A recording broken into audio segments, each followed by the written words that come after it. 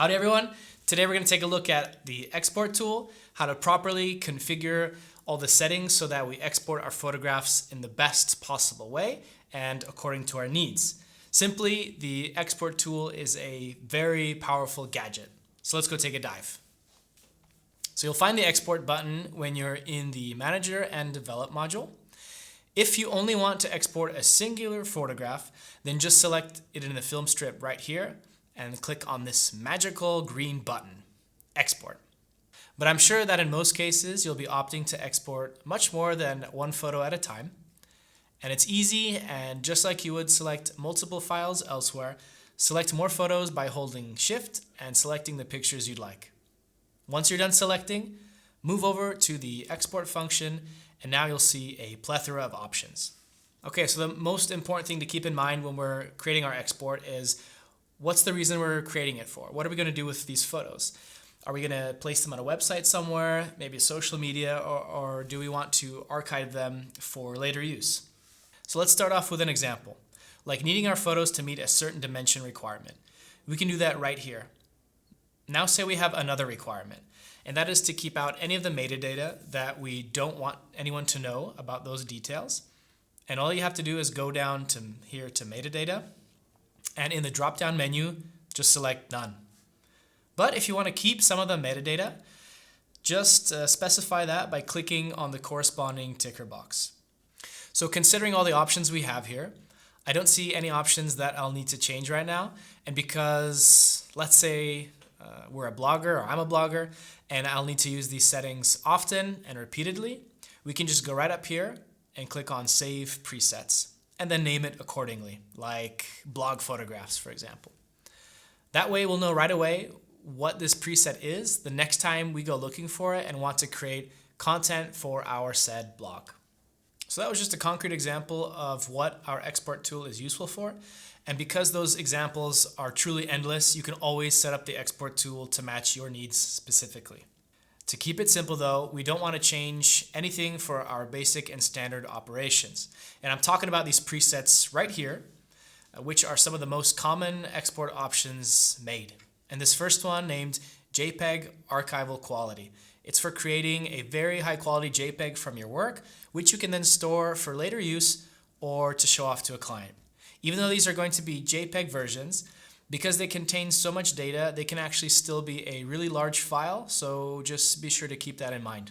You also have the option here of choosing the location of where your new JPEGs will be saved. This default selection places them into the same folder as the original picture. This means that Zoner Photo Studio X will automatically create a subfolder in the original location of the file named JPEG Archival Quality. You can change the location of where the saved JPEGs go, but we'll cover that later. First, let's consider these other common preset options we have. It's pretty straightforward though with the names that they have, like this one, which is reduced sized for web. This means that the quality will be reasonable, but the file won't be as cumbersome as the former preset. Let's move down again to the settings in our window here. So the location is self-explanatory. Here we can either save our files to the same folder as the original, or we can create a brand new folder. And I recommend creating a new one just so that you have a nice overview of where your photos are, but I can't really claim which method is better as it's really in the DNA of Zoner Photo Studio X to make your own rules and workflow. Check out this message at the bottom of the window. It lets you know of any overriding issues, missing folder locations, or if everything is set, and if it is, then that will display as export is ready. But even if there's something wrong, the export button down here in the window won't let you continue. Okay, let's move on to another important section, which is going to cover the format of the files that you're actually going to be working with. You're probably familiar with JPEGs as we covered them in detail in our video JPEGs versus RAW files. And they conserve a lot of data within the original file while still maintaining a relatively small size on your hard drive, and you can practically display it on any device. Now when we talk about this one, you get the full image quality when you use the TIFF format, but you'll have to deal with a very large file. But this could be a good thing if you plan on working with the image again later on down the road. And a PNG file makes the most sense when you need a transparent background for your image. And of course, I'm just mentioning some of the most common aspects of these file formats, as there's probably a lot more uses and advantages to each one. And maybe you've come up with some interesting ways of utilizing these formats, so just let us know in the comments below if you like. All right, now when we open the image source drop-down menu, the most commonly used selection that you'll most likely want to use is the full quality, including the develop module edits, which you just made during your edit session.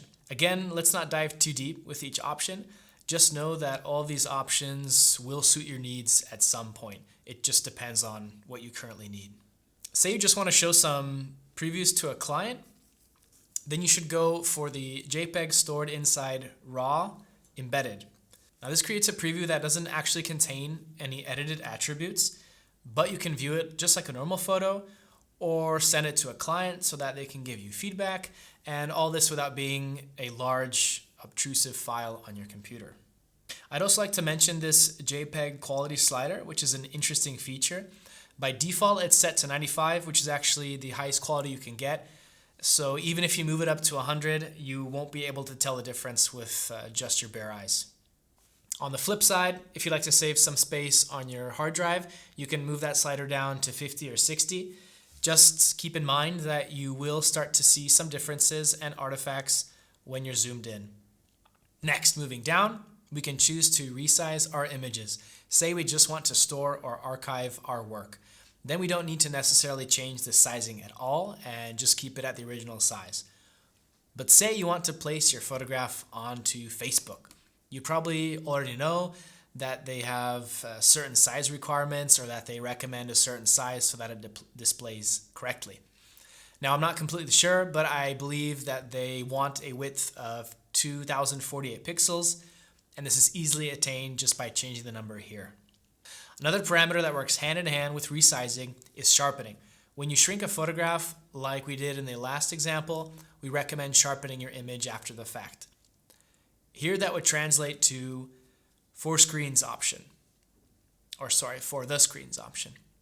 And this is because while you change the size, you will lose the overall sharpness in the photo, as well as some minute details and structure. If you'll be printing these photos instead, then of course make sure you choose the for printers instead. Next up is the video section, which is used if we're exporting a folder which happens to contain a video file. This is where we let ZPSX know if we want to exclude the video or include it along with the rest of the photos in that folder. And lastly, we're at the metadata section, which we covered in the beginning. And it makes sense to remove metadata when you don't want anyone to know the details, like when the photo was taken, the time, exposure, your aperture, and so forth.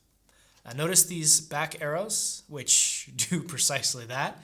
Click on them to reset the settings back to their default state. And we also have this right here. You can export multiple presets simultaneously by clicking here and selecting all the options that you want, like this. Just know it's going to take a bit more time to get the export ready. Another thing I'd like to mention is the location of where you can save your export. By clicking on this folder, you don't just have to save to your hard drive, but you can also export directly to the cloud or to the free online gallery Zonorama and pick an album you have there. So there we have it. Those are the key points within the export dialog. Let us know if you have any questions or comments. We love to read them and answer them. And not just about the export dialog, we are always open to hearing any ideas you might have at the given time. If you like this video, please give us a thumbs up. We appreciate it. Otherwise, see you in the next video, and spend some time in the export dialog during your photography and any other pastime activities. See you later. Have a good one.